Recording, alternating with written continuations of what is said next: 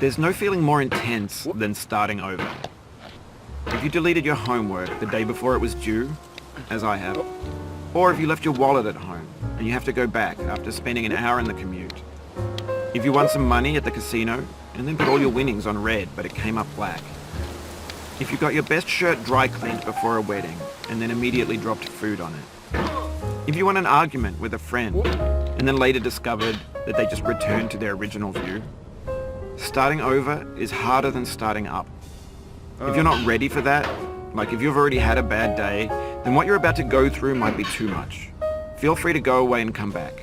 I'll be here. Alright, thanks for coming with me on this trip. And I'll understand if you have to take a break at any point. Just find a safe place to stop and quit the game. And don't worry, I'll save your progress, always. Even your mistakes. This game is a homage to a free game that came out in 2002, titled Sexy Hiking. The author of that game was Jazuo, a mysterious Czech designer who was known at the time as the father of B games. And B games are rough assemblages of found objects.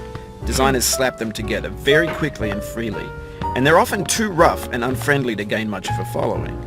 They're built more for the joy of building them than as polished products. In a certain way, Sexy Hiking is the perfect embodiment of a B game.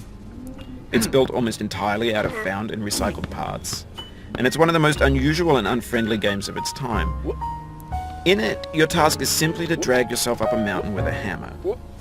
And that act of climbing, in the digital world or in real life, has certain essential properties that give the game its flavor.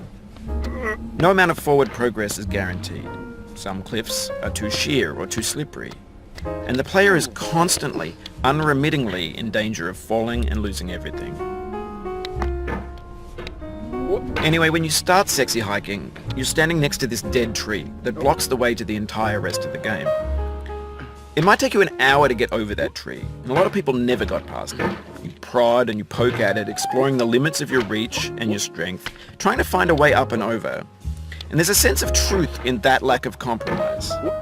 Most obstacles in video game worlds are fake. You can be completely confident in your ability to get through them once you have the correct method or the correct equipment or just by spending enough time. In that sense, every pixelated obstacle in Sexy Hiking is real. The obstacles in Sexy Hiking are unyielding, and that makes the game uniquely frustrating. But I'm not sure Jazuo intended to make a frustrating game. The frustration is just essential to the act of climbing, and it's authentic to the process of building a game about climbing. A funny thing happened to me as I was building this mountain. I'd have an idea for a new obstacle, and I'd build it, test it, and it would usually turn out to be unreasonably hard. But I couldn't bring myself to make it easier. It already felt like my inability to get past a new obstacle was my fault as a player rather than as a builder. Imaginary mountains build themselves from our efforts to climb them, and it's our repeated attempts to reach the summit that turns those mountains into something real. No. When you're building a video game world, you're building with ideas, and that can be like working with quickset cement. You mold your ideas into a certain shape